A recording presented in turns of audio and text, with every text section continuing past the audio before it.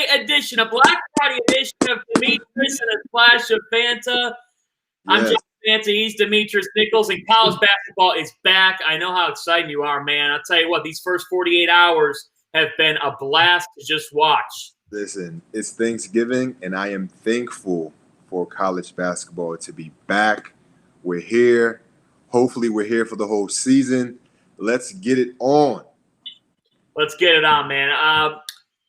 Yesterday, you get a heavyweight showdown, Gonzaga and Kansas, and Gonzaga just flexes their muscles. I mean, what an impressive performance to hang 102 on Kansas. I got to tell you, this has to be the best guard-oriented Gonzaga team that we have seen under Mark Few. He gets his 600th win, and that's what stands out to me.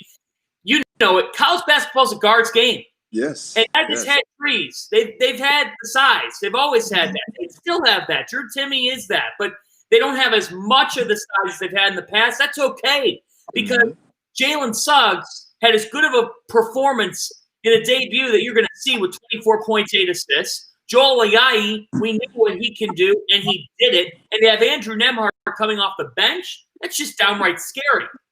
Listen, what I am so impressed is, like you said, Jalen Suggs. He's the second best point guard behind Chad Cunningham, and he played like it last night. He dominated Marcus Garrett. And did you see the dunk in the first 15 minutes on the game when he dunked on the whole team? The first 45 seconds of the game, he is an All-American point guard. He plays like a vet. He didn't play like a freshman last night. He had 24 points in 24 minutes. Gonzaga is flat out the number one team in the country, and they played like it last night. They run their sets, they play hard, and they play smart and fast. They kind of remind me of an international professional team. You know, they have a lot of international players. They run their sets, they play fast, they help on defense, they protect they help on defense, but they're really, really good on the offensive end. You can tell they play hard in practice, and that translates into the games. Well, and here's the thing. I thought that Gary Parrish from CBS said it best. You know, a lot of people associate the general take is, oh, well, is Gonzaga really number one? They play in the West Coast Conference. How good can they actually be when you consider the competition? And could they survive a Big 12 gauntlet? Could they survive a Big 10 gauntlet? Let me tell you something. They schedule, and they've still got Baylor as of now and Iowa on their slate. They've got Auburn coming up today on Fox just a little bit in that Fort Myers Classic. Mark Few has built a powerhouse that has no flaws. No flaws. And I'm going to tell you what right now. Good to see you, Bassey. Xavier, if you got a question for us, we got some people chiming in. Keep them coming. I cannot tell you, man, how much it bothers me when people say, well, you know, they put them in the category of they're not a power conference team. It's not that people are saying they're a mid-major, but they say, no, they're not a power conference team. I don't know if they could survive that. They have the best of the best players. They have everything. They have the most weapons they've ever possessed. They're not going down. And what I saw from that team yesterday, when you got three guys with over 20 points against a Kansas team, that Bill Self's team will still be one of the better defensive teams. To hang 102, it was such an opening statement from the Zags. And I can't get over the weapons, particularly in that backcourt. That may be the key for them to finally hoisting that national championship trophy. Listen, Drew Timme, 6'10", big. He can use both hands. He has great touch around the basket. He had 11 and 15. Corey Kispert, who came back to school, he's able to put the ball on the floor now. Last year, he wasn't able to do that last year. Now he's showing the scouts. That's one of the reasons why he came back to school, is to show the scouts, hey, I'm not just a shooter. I can put the ball on the floor and make a play and dunk on you when I'm down low, close to the basket. This team has every piece to win a national championship. I do want them. The only setback I have on them is, can they rebound and can they protect the basket? That's the only downfall that I have on this Gonzaga team. But since yesterday, they definitely showed Kansas and the rest of the world that they can compete in any league. And if they keep this up with this kid, Jared Suggs, being the facilitator and being able to make plays for himself and others, they're going to be really, really good when it comes down to tournament play, NCAA tournament play. If you're watching us live, get your questions in. If you got a comment, if you got anything, I got to tell you, Jalen Suggs, I mean, beyond his years, to do what he did with the 8 assists, it is downright scary that he is on the same team as Joel Ayayi and Andrew Nembhard. It is downright scary. Andrew Nembhard is one of the best facilitators in college basketball already, and he's coming off the bench here to start out the year, the Florida transfer. It's the pieces are unlimited. And in terms of your rebounding, though, I get the concern because you're just looking at things from game. I'm never going to be that concerned with a Mark Few team's ability to rebound basketball. You not only have Timmy, we saw Anton Watson yesterday play a pretty good game. Here's the thing about Gonzaga. Again, whether it's Domantas Sabonis, Philip Petrusev, they have found ways to counter Killian Tilly, to counter anybody inside. Where they've gotten beat is they haven't had enough in their backcourt. Mm-hmm. And clearly, if yesterday they have it, they've got enough. They have it this year for sure. More than enough. They definitely have it this year. They. So I say, when it comes to Final Four play and Lead 8 play, that's when they're gonna be tested. Where can they rebound and protect the basket? Because they're gonna go against other teams that is gonna take away their plan B, their plan A. How are you going to beat teams when you're not shooting the ball as well? How are you going to beat teams when they stop slugs from getting into the paint and creating baskets? So down the stretch, obviously, like you said, game 1, it's only the beginning of the season. They're going to get better at that, but that's my only knock on Gonzaga. But Kansas is going to be okay, even though they lost last night. They're going to be okay. Yeah, they still played well. They still shot over 50% from the field, 45% from the 3. But their underclassmen has to play better. No, and that's the thing.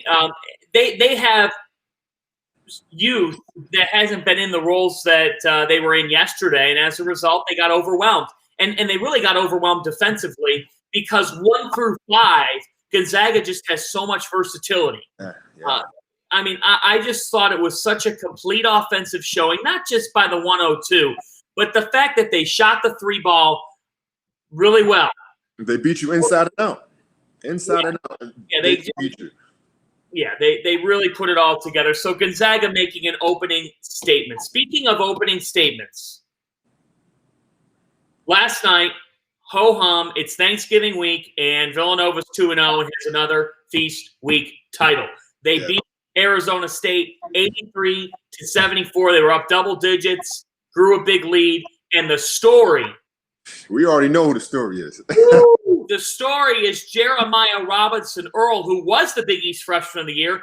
I would call him one of the most improved players in the country right now, and he is a Big East Player of the Year contender after what we've just seen the last 2 nights.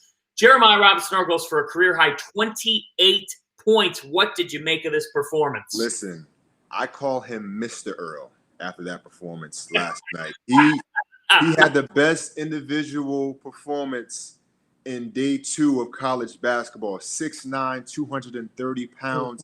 Came back to school because he was considered a second-round draft pick. That's not going to happen this year, Johnny. You already know. He only missed 5 shots. 28 and 8. Villanova does a great job of putting him in position to be successful. Right above the free throw line, he does a really good job where he's able to get the ball on the free throw line and make a play, 1 dribble, 2 dribbles, get to the basket, and he can dunk on your head in transition. And in transition, they love to pick and pop with him. He can pick and pop with Caleb Daniels and Colin Gillespie. They do a really good job of picking and popping, picking their spots. They play the right way. Obviously, they play a lot more mature than Arizona State, and they did what they were supposed to do. They were the better team, and they showed it last night. Well, and what they did defensively, they took away Remy Martin in this game. Yeah. They hold him to 5 points. They hold him to 2 field goals. Jay Wright gets credit for this 3-point barrage that Villanova can lay on you. That is always going to be the case with the Wildcats. The fact that they can hit the 3, it's part of their identity. They actually didn't even shoot the basketball that well last night. They came on from first to second half. But here's the thing with Villanova. Two things. Mm-hmm. One, they don't get enough credit for the way they defend. They took away Remy Martin, and they just grinded Arizona State down as the game went on. Number 2, and this is what excites me if you're a Villanova follower or if you're Jay Wright, Demetris, their success has come via point guards and wings, via Jalen Brunson, Ryan Arcidiacono, via Mikal Bridges and Josh Hart, and just recently Sadiq Bey. Their success has not been predicated on post players. This is new for them. Oh, it's new. This is new and beautiful, and it's entertaining because I feel like this kid, Mr. Earl, is going to be Biggie's Player of the Year. That's big because remember, Marcus Zagorowski is in this league. That's true for sure. But the performance that he had last night, if he can put up those type of numbers and be efficient, he can be a top 10 pick in next year's draft. He's only a sophomore, and he's only going to get better game by game. My only concern my question that I have for Villanova is who's going to be the number 2? Who's going to step up when Mr. Earl has an off night where he can't get the ball in his sweet spots, where they take away their first option? Can the 2 guards make up for the points in that way? But so far, this kid, Mr. Earl, has had the best performance thus far. So here's the thing. What stood out to me even more than the Jeremiah Robinson-Earl, he was a star. Mm-hmm. But just as important, you talk about who's that number 2 guy. Very quietly, I might add, the 6'4" Justin Moore goes for 16 points and 12 rebounds. Nice. 12 rebounds. I mean, nice. That's someone who's got a future in the NBA. Villanova's sophomore class has taken the leap. And when you consider the fact that this was an unprecedented offseason, when you consider the fact that these guys were at home for most of it, didn't get a chance to necessarily develop the way that a player would normally, I think it says that much more about Robinson-Earl, who tested the draft waters. The thought was, he could get selected, but let me tell you, there's no doubt about it right now. We're 2 games into the season. This kid is done. He's not coming back for a third year. I will tell you that right now. He's too good of a player at 6'9". That 15 to 17 footer. Money. He's a beast. Listen, and he's going to be a threat because in college and on the next level is that he's efficient enough that he doesn't need a lot of ball handling. He needs to get right spots. He can have a 1 dribble pull up, 2 dribble pull up. He can get to the basket and finish. He finishes in traffic, and scouts want to see guys his size, 235 pounds, 6'9", finishing in traffic, and he's already doing that as a sophomore, his second year. He has the potential to be, just a great overall player. I'm looking forward to see how much he can improve in these next couple of games. That's a great point on being in the right spot. Villanova is the epitome of being in the right spot. The way that they play offense, it's just incredible. I mean, it's so hard to beat. All this team does is win. Nobody's won more in college basketball over the last 8 years than Villanova. And speaking of which, they will stay in Bubbleville. I love this, Demetris. It gives me a flavor of AAU. That Villanova is done winning a championship and thinking, who's got next? And they're going to face Virginia Tech Saturday in a game that was just scheduled. Both schools were supposed to play Temple. Temple's on pause due to COVID. I love this, that Jay Young and Jay Wright come together and say, you know what? We have got to Mike White and Jay Wright. I had Jay Young over the weekend. But Mike White and Jay Wright, they come together and they say, you know what? We got to play each other. We've got to play each other and make this work. Temple's on pause. You get these two coaches coming together. They get it done. I think it's great. This is the type of mentality coaches have to have in college basketball this season. No, what a phenomenal job Coach Jay Wright is doing. Like you said, the past 8 years, he has once the whole Big East situation has changed, Jay Wright has just basically dominated the Big East. And credit to his assistants, his player development. You can tell these guys make tons of shots in practice because all they do is get into the paint and make plays for themselves and others and get wide open shots. Now they have a guy in Mr. Earl, because I'm going to keep calling him Mr. Earl because the way he played last night was amazing. And they have a go-to forward / guy that can pick and pop, play the 3 and the 4, and can just be dominant. He's going to be their go-to guy in the future. So I'm excited to see how they could continue to get better. They're already number 3 in the country. I can see them being number 1 in the country very, very soon. Yeah. Although with the way Gonzaga's playing, of course, they could lose to a Baylor or an Iowa. We'll see what the Zags get past, and if they can get past those teams, as long as those games stay on. I'll tell you what, that's the takeaway from yesterday is in marquee matchups, Gonzaga and Villanova lived up to their billing, and Villanova took a scare from Boston College, who I thought played very hard and very well and really weathered the storm. I thought Heath for the Eagles was particularly just excellent in that game, and every time it looked like Boston College was going to go away, they did not. But Villanova ended up being too much for them, and then last night, that's just a patented Villanova win. Let's talk about who I believe, and I want to ask you this because you've watched the games, the most fun team in the country. So my most fun team in the country, Elite Basketball, is back in Champaign, everybody. We told you about the preseason, and now in the first 2 games, I got it here, they've combined for 219 points. I'm talking about the Illinois Fighting Illini under Brad Underwood. They are fun. Oh, man, they really are. They play 9 guys. They're deep. And they have guys that can shoot the 3. They made a record. Well, they had a record 17 threes in the first game. They have guys that can shoot the ball, and they have guys that can get to the cup. Adam Miller showed what he can do. He had 28 points the first game, 15 points the next game. Andre Cabello had 18 points last night. These guys, and we didn't even discuss Ayo Dosunmu, the best player on that team, being a great distributor. He's a guy that can fill up the stat sheet. I see him having at least 2 triple-doubles before the year ends. He's just a great player. He's a great player. Well, Ayo Dosunmu was going to get drafted. And so this is an example of what coming back for the second year of school can do. Because he's going to get drafted next summer.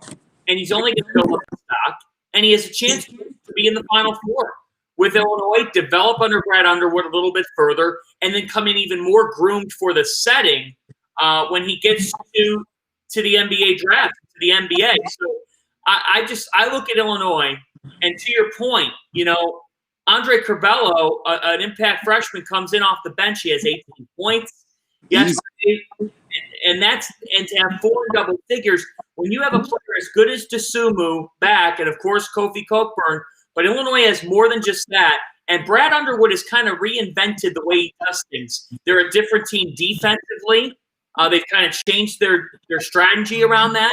And I really like the makeup of this Illinois team. If you take a look at them today, folks, they're at 1 Eastern time on Big Ten Network. They're taking on Ohio. Watch them play. Yeah. This team they're a high-wired offensive machine. They play fast. They have a defensive presence in Kofi Cockburn. He can have blocks and rebounds. And they have what basketball players or basketball fans like to see. They run and they shoot the 3 ball. I expect them to continue to shoot the 3 ball because I think that's going to be their best weapon, getting to that paint, making a play for themselves and others, and getting wide open shots. Kind of like a Villanova type of team where they get in the paint and they don't try to make a good shot. They turn good shots into great shots. So we'll see how they go and see how far they can get into this year being number 8. I can see them being in that position the whole year, or maybe even better. I think even better potentially. Yeah. In that race, the Big Ten will be interesting because you've got Iowa and you've got Wisconsin all right there. Mm-hmm. So the Big Ten's depth at the top, we've been talking about it, and we didn't even bring up Michigan State, who's outside of the top 10. You're just talking about a league that is filled with depth. No, Michigan State is really going to be really good. They played really well. They look like a well-oiled machine, even though they're losing their main guy, Cassius Winston, last year. I think they still have those 2 guards that can really, really help them. But I know we're going to talk about that later on. Yeah, we'll get into that a little bit later on. Mid-majors. A couple of shout-outs to get in here. Nickel Dimers, edition of mid-major. California Baptist, you took down USC. Fantastic win for Cal Baptist the other night. How about Georgia State giving us a taste of madness, beating Georgia Tech in 4 overtimes? That was a good one, too. That was a really, really good one. How about Western Kentucky? A guy named Charles Bassey. Yes. Almost a triple-double, 7 blocks, 21 points, 14 rebounds. This kid is a man-child. He broke his leg last year, came back. He looks even stronger. He was a freshman of the year for that conference that he plays in.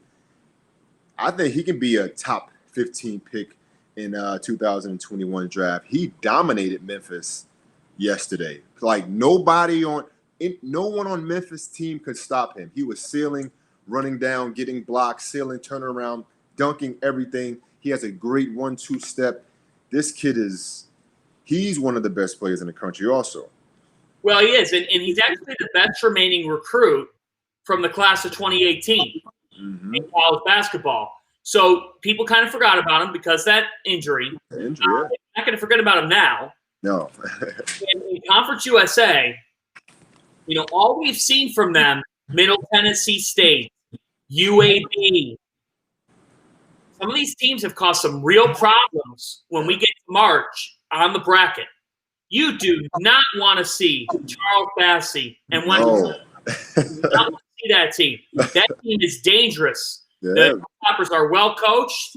Jeff Goodman always says it. You never count out Rick Stansbury. He's the best. The Hilltoppers have a star. When you have a player as good as Bassey, you're going to have a chance against anybody you go up against. You really will. He does a great job. So I watched the game last. He does a great job of making a play on defense, sprinting down on offense, and sealing, doing his work early as a big. And in college basketball, there's not a lot of bigs his size that can really run the floor, but also be an offensive threat on the offensive end and make a play.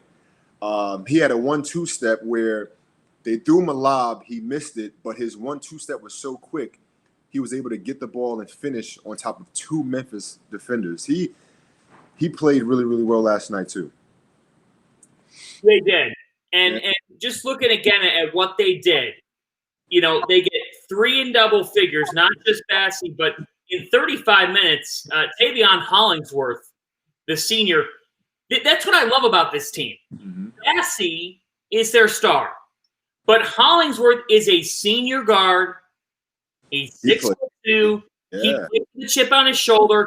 That's what you have to have.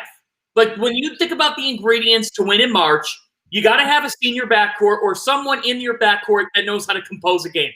Hollingsworth is that guy. And that's why the Big Ten is such a great conference right now, because they have a bunch of seniors and juniors who know how to play.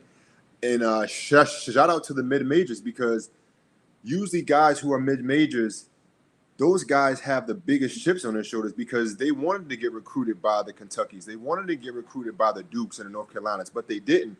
So they have to come and play for mid-major teams, and they always have that chip on their shoulder. So I love mid-major teams knocking off big teams that are supposed to win, because it just shows you still have to play the game of basketball. It doesn't matter what we talk about as a media, or what prediction that we have, you still have to put the ball in the basket and you still have to play. Yeah, and that's what stands out about Western Kentucky is, and that's why I'm buying again. You know, you talk about the senior guard in Hollingsworth. You talk about the fact that Charles Bassey just gives them such a physical, imposing presence. They go 8 for 21 from 3 against Memphis. That was a statement win.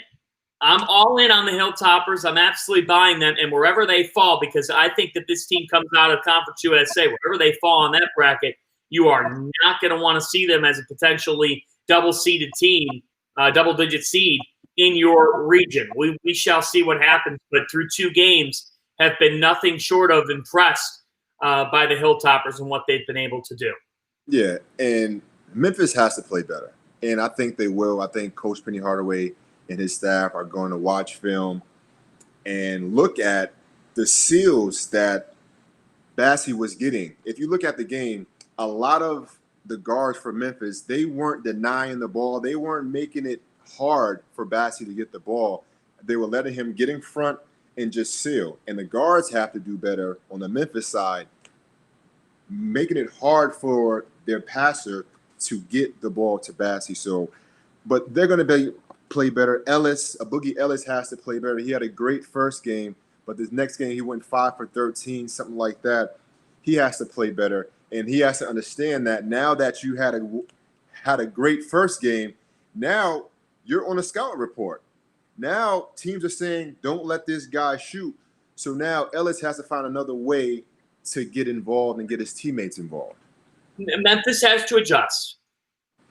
But I maintain the point here on Western Kentucky that not only do you have Tavion Hollingsworth as a senior guard, but when you have a player as good as Charles Bassey and you have a senior big man too in Carson Williams, who kind of is the unsung glue guy to this group, he's still going to rack up numbers. And last night had 14 and 9.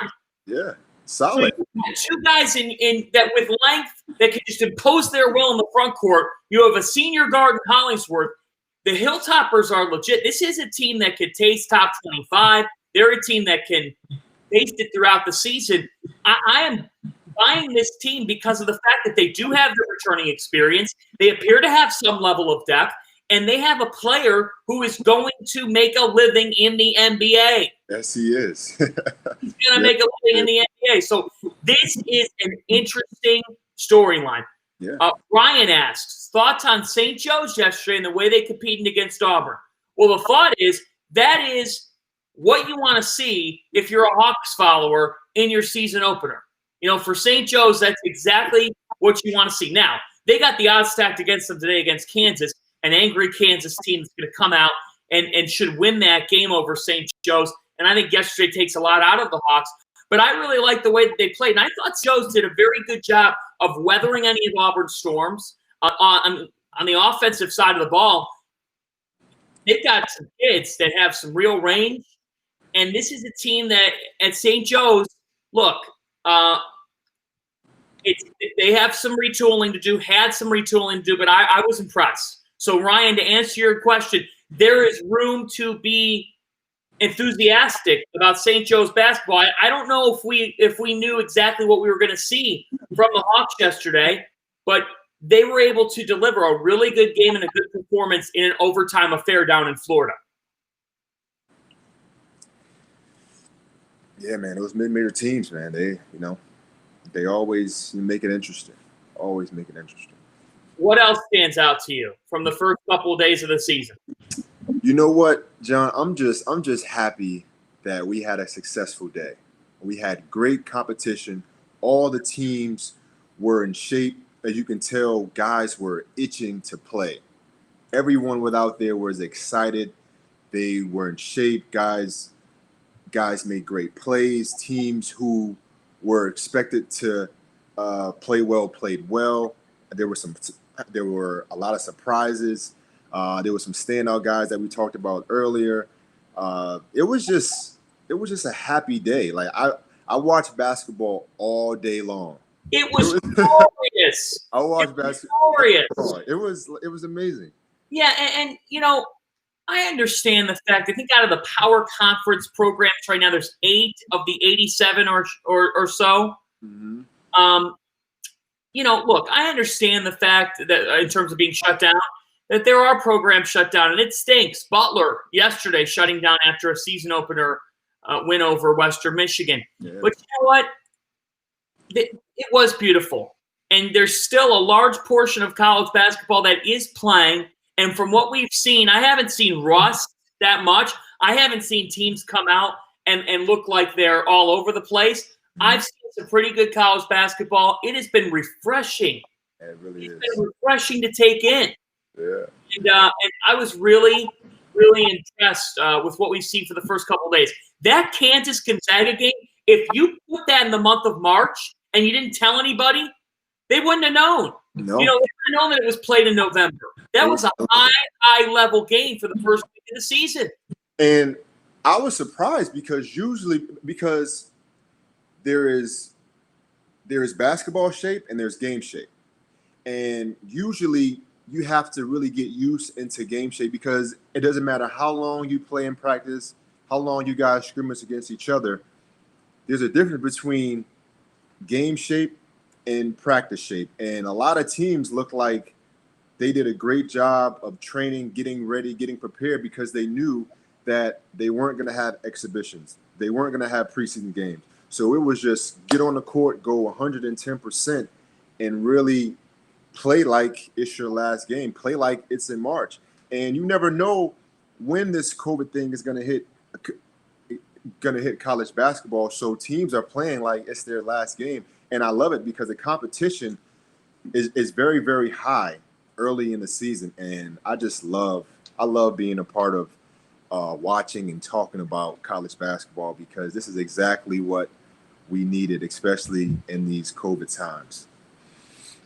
We got a question from Joe M. Can you share some thoughts on Virginia Tech ahead in their matchup with Nova tomorrow? So I said Mike White. I was talking fast. Mike Young did a really, really good job. He lifted Wofford. Remember Wofford a couple of years ago? They beat Seton Hall in the NCAA tournament. They faced Kentucky. They fell just short. Mike Young's a good coach. And now Virginia Tech, not an easy place to win. But what I see in Virginia Tech, their opener win over Radford, only 10 turnovers, so they're not a team that's going to give the ball away a ton, and they had 6 players with 8 or more points.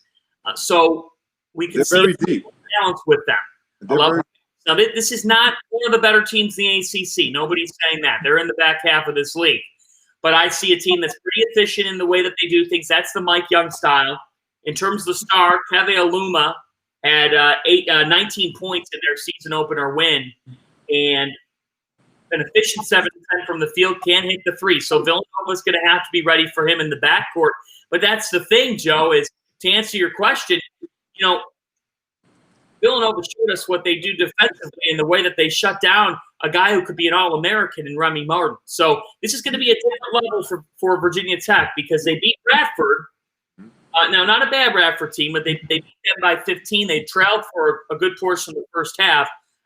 It'll be Saturday night. It'll be tomorrow night, Villanova and Vatech from Bubbleville. Again, credit to those two teams. That's the kind of mentality you have to schedule games. You got to get them in. But I think for Virginia Tech, they do have multiple scoring capabilities. The question is, can anybody stop Jeremiah Robinson-Earl's 15 to 17-foot jump shot? Because, Demetris, that's the type of shot that's been outlawed. Yeah. Well, he has that. It's coming back, man. Yeah. He has that Carmelo Anthony type of game where he gets it in the middle. He gets it in the mid post. He turns and faces, and he makes his move, whether he can go by you or he can shoot the 3. Going back to Villanova versus Virginia Tech, I think it's going to be a good test for Villanova because, like you said, V-Tech has a lot of experience. They have 6 guys that can play. But what Villanova is going to do, they're going to take away your first options. They're going to take away your A game. V-Tech is going to have to figure out what's going to be their B and C game because Villanova does a great job of taking away your first option like they did with Remy Martin last night. So it's going to be interesting to see what their scheme is going to be. Okay, so let's react to this. This is breaking news. It just comes in. Two Gonzaga players test positive for COVID-19. So Gonzaga plays Auburn coming up 11 a.m. Here this morning. Gonzaga is still playing the game. That's interesting. Should they still be playing this game? Does it make sense? This is not. I don't know because usually when a player or two tests positive for COVID, the whole team has to go back and quarantine, I think. I mean, I thought that was the rule or that was the protocol, but I'm not sure, how that works. That's interesting. If you watched the football game last night, the canceled football game, the Ravens versus Pittsburgh, a lot of guys canceled because of COVID. So, that's interesting. I mean, that is shocking news. And they're still able to play. I mean, we'll see how it goes. Maybe, they do quarantine, or maybe they do cancel the game at the last minute. All right. So here's the thing. Okay, this is ridiculous. Okay, you had two players test positive. The NCAA has put out the guideline of the 2-week quarantine. Now, I'm in total agreement. That's too long. But that is exactly what these programs.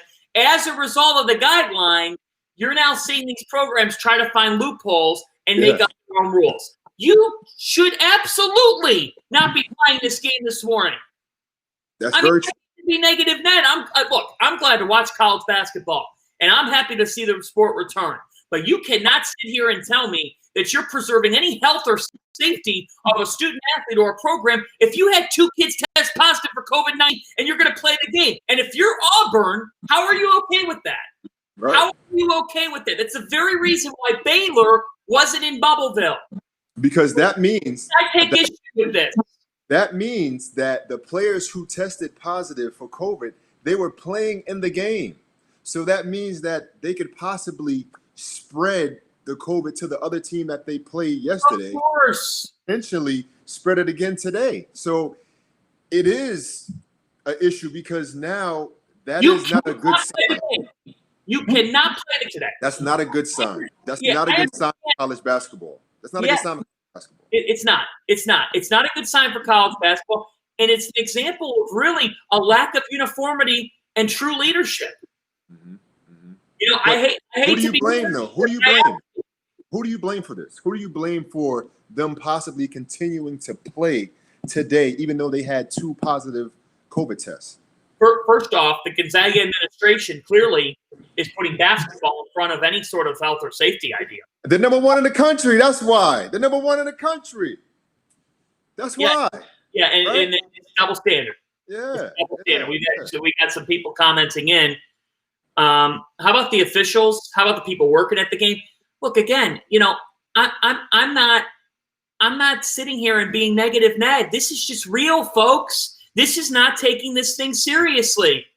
This is not common sense. But what you have here is a situation where Bruce Pearl's going to play anytime he can.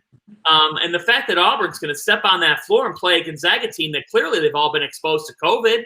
I mean, they got two players who tested positive for it. Also, you just played yesterday against Kansas. They've been exposed to it.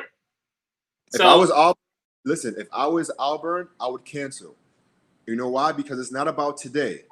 It's about having a regular season in your conference. So now let's say they play Auburn and a couple of Auburn players get tested for COVID. Now they have to worry about playing in their conference and spreading the virus that way. So this is not good for college basketball, and it's not healthy because you never know how much this can spread and what it could do to other teams, other conferences.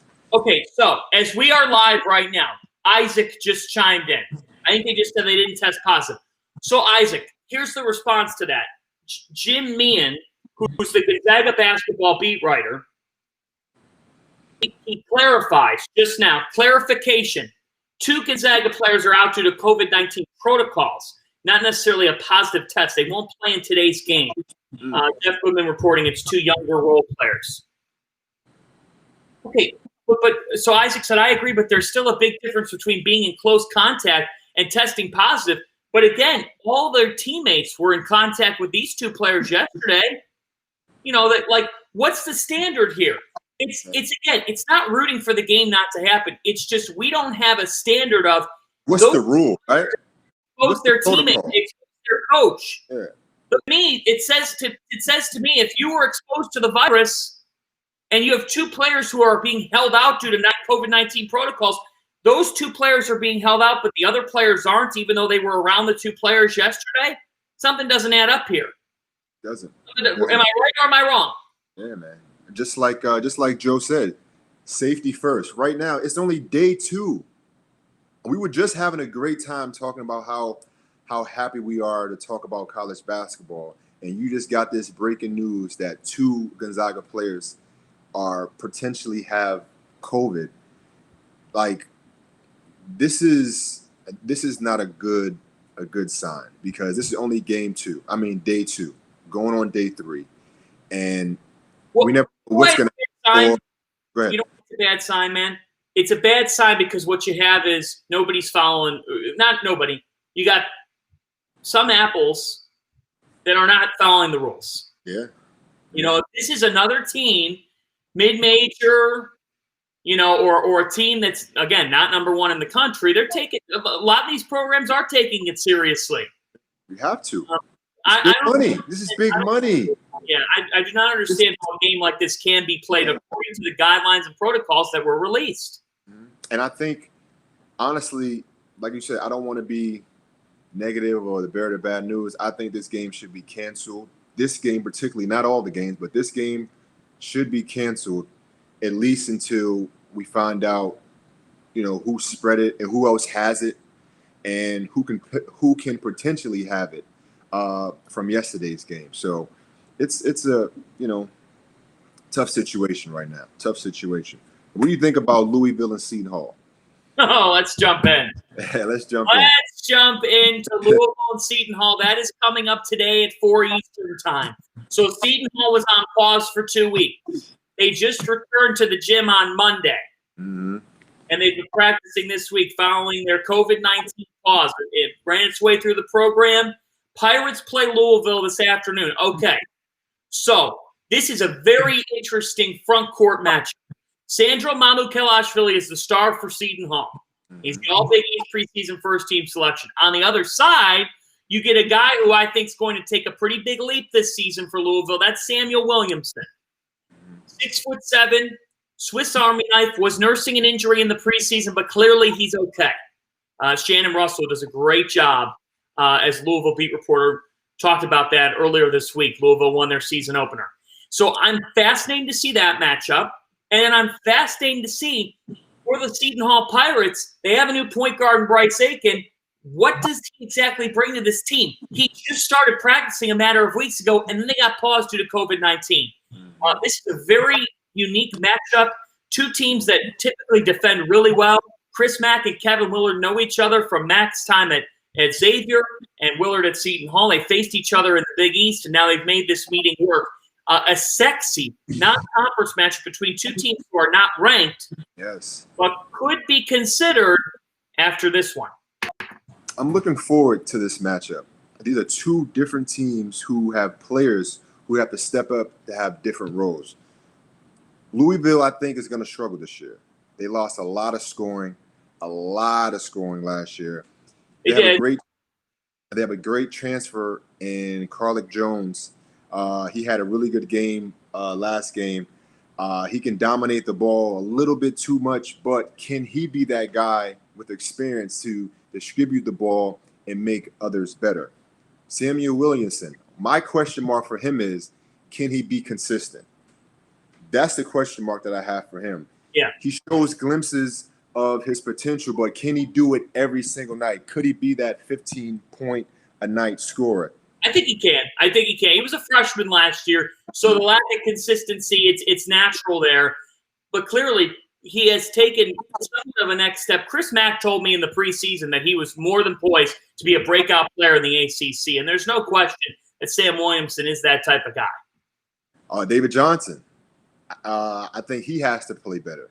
I think he has potential. He showed glimpses also I think he has to step up and be consistent. I think this Louisville team has to figure out their identity, what role each guy is going to play, who's going to take those shots, who's going to bring the team together when they're going to have issues scoring or getting stops on defense. Because like I said, they lost a lot of scoring, but they also lost a lot of experience, guys who've been through the fire, guys who know how to play the right way. Seton Hall also lost a lot of scoring. They lost 55% of their scoring last year. What is Jared Rhoden going to do? Is he going to be a glue guy, or can he be that 13, 14-point scorer and be that X factor for them?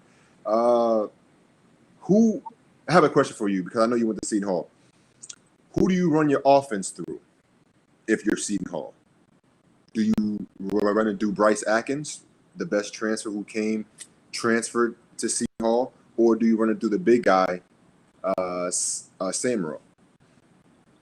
Yeah, I think for Seton Hall, the best player on this team is Sandro Mamukelashvili. The most important player on this team is Bryce Aiken.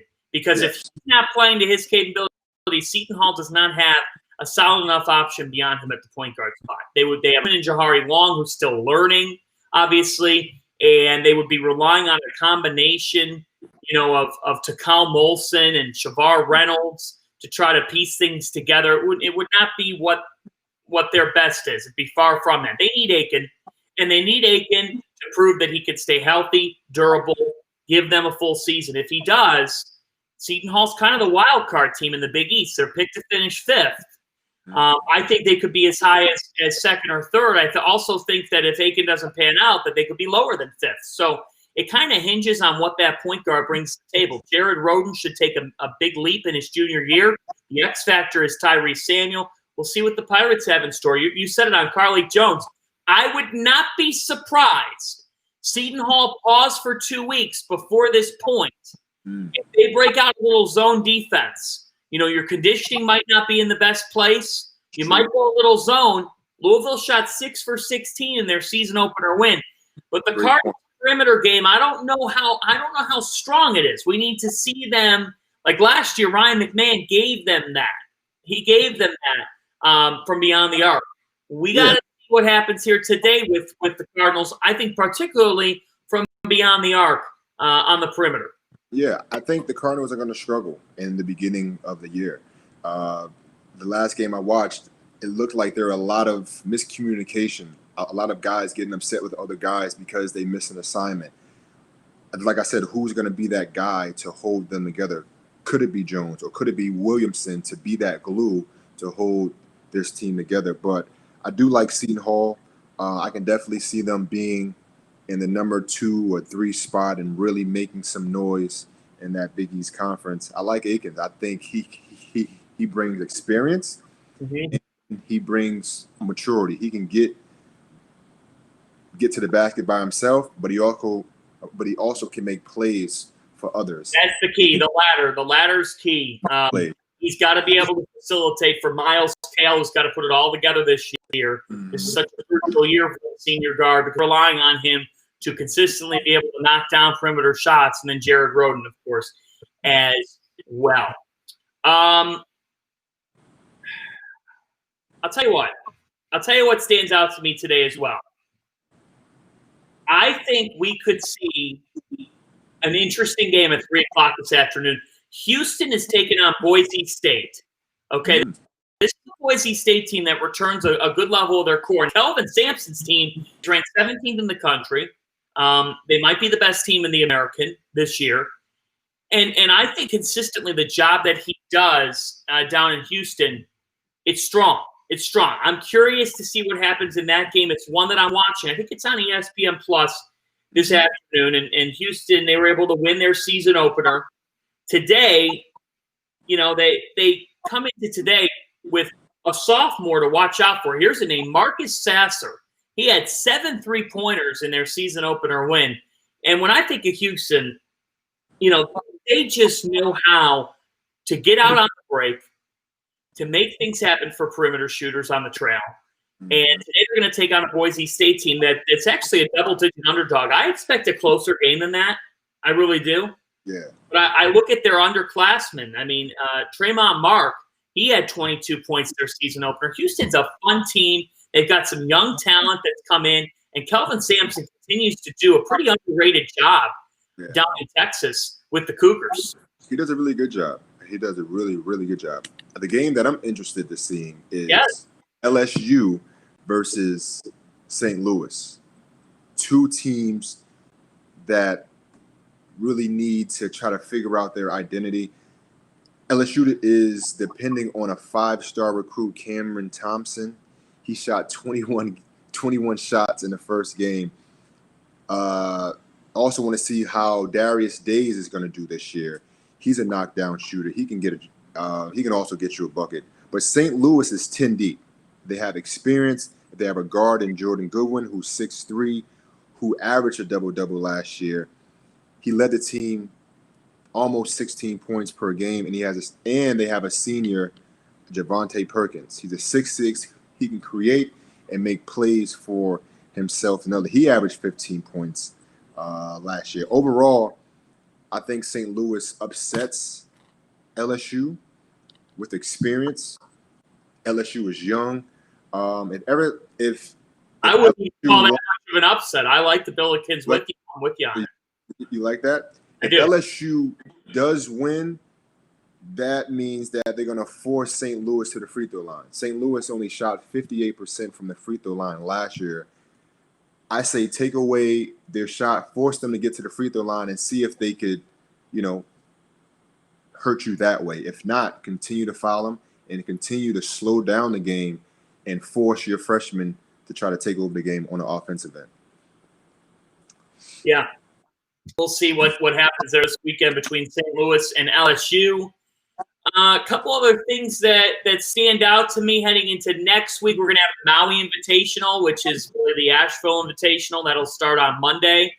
And, you're talking about a field that includes Roy Williams of North Carolina, that includes the Indiana Hoosiers, who will take on a Providence team on Monday that is physical and has a senior center in Nate Watson who went for 23-10 in their season opener win. That Providence basketball is physical, and they're going to face an Indiana team who has a very critical season, but an Indiana team that I think can be a top 25 team because of the fact that you have an NBA caliber talent in Trace Jackson Davis, who had a big-time opener performance for the Hoosiers. And so now I'm really intrigued to see that matchup Monday afternoon. Big Ten, Big East battle, and two teams who play some really physical basketball in Indiana and Providence. And I'm excited to see what Jackson Davis does going up against David Duke in that Indiana-Providence game on Monday. Mm-hmm. We also got to talk about Michigan State versus Notre Dame. That's this weekend as well. Yeah. And I think that Sparty wins that game. I think Notre Dame, unfortunately for the Irish, there's still some time away. Mm-hmm. But let's talk a little bit about that one. What do you have your eye on with Sparty in this matchup? Well, you're going to get two things with Michigan State. They're going to get in your face defense, and they're going to play the right way. They did a great job against Eastern Michigan getting into the paint, making plays for their shooters. Guys like Cassius Winston and Xavier Tillman are gone, but they have two guards that can get the job done. Mark Walt, Foster Loyer, who had 20 points in the first game. And I expect Aaron Henry to also be that third contributor, making it easier for his teammates. For this team to succeed for this year, they're going to have to play together. They don't really have that go-to guy that is going to get you 20. Well, maybe they do. I mean, maybe Josh Hoster, he had 15 and 9, the transfer from Marquette. He had a really good game the other day. So, but this Michigan State team, they're always going to play the right way, and they're always going to play hard and smart. Like you mentioned, the Notre Dame, they're in the rebuilding years. They have a young core. They lost 3 major scorers last year. I think the juniors and seniors are going to have to be the example and step up. But I do see Michigan State winning that game. Yeah, I like Sparty in that one too. I do. I Yeah. like Sparty in that one too. Elsewhere on the schedule today, we told you about Seton Hall and Louisville. Gonzaga and Auburn are just underway. Zags out to the 2-0 lead. I'm going to catch some of that one Sure. when we get off the air. Again, Gonzaga has 2 players being held out due to COVID-19 protocols. The program clarified that there were no positive tests, but to clarify, the players were held out, which brings up so many questions that we have.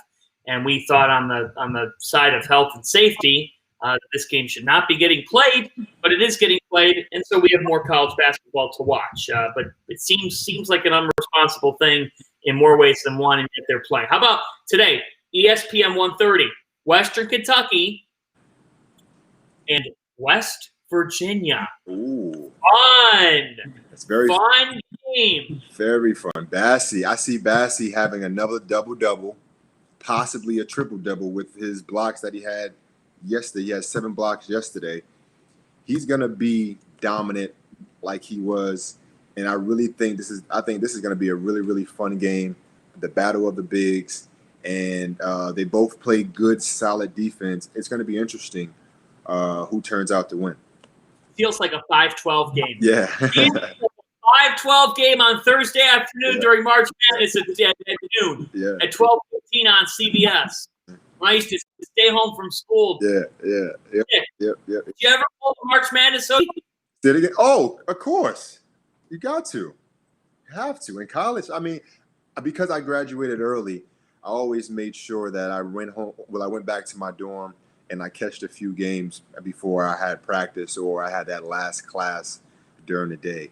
But this felt like a March Madness type of atmosphere today. I mean, these past 2 days, it felt like that vibe of incitement. The only thing that college basketball was missing these past 2 days were the fans. But I feel like everybody was so excited on their couches in their basements. It felt like fans were there. So the way the guys played and the way they competed every single possession, it was exciting. Yeah, very much so. Mm-hmm. Very much so. Syracuse opens their season. Yes, they do. And actually, I'm going. Yes, I expect them to really play well. They have a new transfer, Jimmy Boeheim, the older brother of Buddy Boeheim. So I'm expecting him to have a good year also. Are you going? Of course I'm going. Game starts at 3 o'clock. Of course I'm going. Are they allowing me? What are they doing? Are they allowing media? Well, I am going to be part of Cuse on the Couch with Brian Higgins, and we're going to be discussing the game as the game is played. And what? Where is this going to be on? This is going to be in the Dome. So where we're going to be at, so it's called Cuse on the Couch, where we're located in the Syracuse 44 section in the Dome. And it's going to be fun. It's going to be my first day. I'm just going to sit back and see how the atmosphere is. But next game, I'll be ready to chime in. But I'm excited. I think Syracuse is going to be really, really good. I think they're going to surprise some teams in the ACC. They have experience. They have a bunch of young guys. They have a transfer from Illinois that is excited to play. So, I'm excited to see who got better, because I live in upstate New York. I live in Syracuse. So I want to see guys like Braswell and see how good Buddy Boeheim has gotten. Is he able to take that next step and be that leader that Syracuse needs? So, and also Alan Griffin. He's a transfer from Illinois.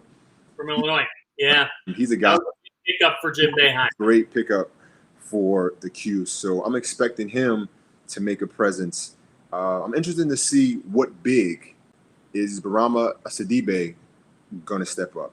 Is Edwards going to step up? So these guys have a lot of potential, but can they make that step? Can they be 10-point, 10 rebound type of player? And can Syracuse rebound? They struggled last year. They struggled the past couple of years in rebounding. Can they rebound and make a play on the offensive end. Obviously, they lost Elijah Hughes to the draft this year, going to the Utah Jazz. Congratulations. Who's going to be that guy? Because now Buddy Boeheim is going to be the number one guy. So who's going to be that second and third guy who can make a play? Well, it is just so good to be talking about this sport. Yes, I mean, it brings a smile on my face. Man, it's good to see you, man. Like, it took me a week to see you, man, but I'm glad to see you. How was your Thanksgiving? It was fantastic. Yeah. I called St. John's and LaSalle yesterday. Nice. I won. Tyreek Turner, former St. John's Red Storm guard, very, very good to work with him as always and spend the holiday with him. And St. John's and LaSalle, 6-point game at the half, closed for most of the way. Johnny's escaped from St. Peter's. Shaheen Holloway, you should buy stock right now. He's really? that good. He's that good, huh? St. Peter's, he will keep rising. Yeah. St. John's only beat St. Peter's by a point. So they come back against LaSalle, play pretty well. In the second half, they turn on the Jets. They have a couple JUCO transfers, Vince Cole being one of them, Isaiah Moore being the other, and then a freshman named Posh Alexander. I want you to watch that kid play. Nice. He is all over the place. I mean, stealing the basketball. St. John's in their first 2 games has 25 steals. Oh, wow. Oh, yeah. So they lock up. They lock up. They get on you defensively. You know, Mike Anderson, who was at Arkansas, boarding it to hell. Nolan Richardson, he's brought that over to St. John's. I thought St. John's, they're missing Julian Champagny. Yesterday they were missing Rasheem Dunn.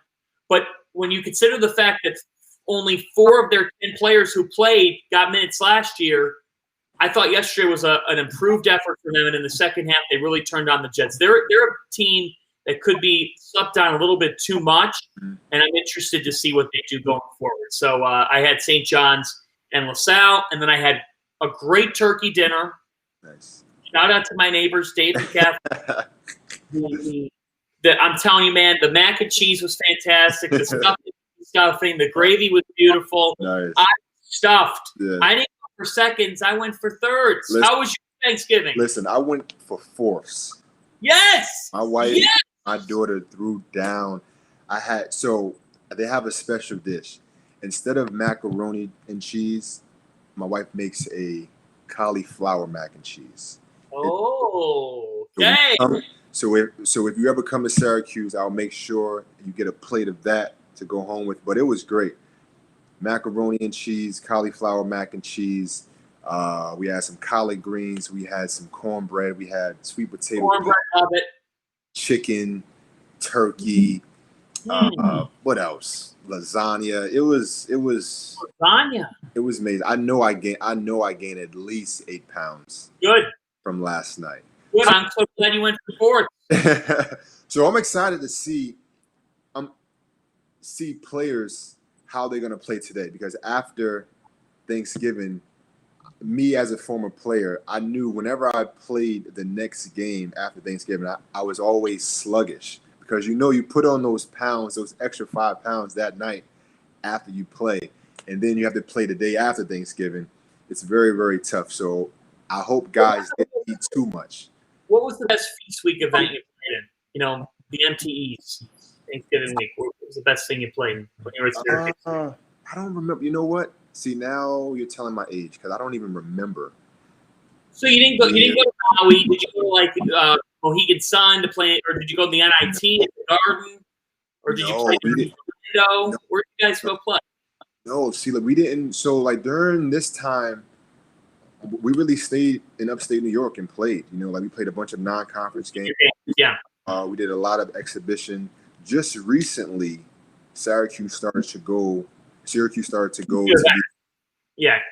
these events. So I wish we were able to go to Maui. Man, that would be amazing. But we didn't get a chance to do that. But I love playing on Thanksgiving and the day after Thanksgiving, because it just makes you be grateful for the sport that you play, and you're at a great university, and you're able to come together and eat and fellowship and just build and just try to get better as a team. So far, so good.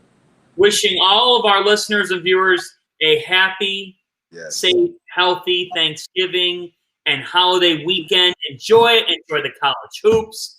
This was a lot of fun. Couple games to watch again. Seton Hall, Louiville today. Western Kentucky. We told you about Charles Bassey going up against West Virginia, a top 15 team in the country. We'll get to see that pressure and how it pans out against a pretty senior-laden Hilltoppers team. This weekend, we told you about Notre Dame and Michigan State, LSU and St. Louis. Today, Houston, Boise State.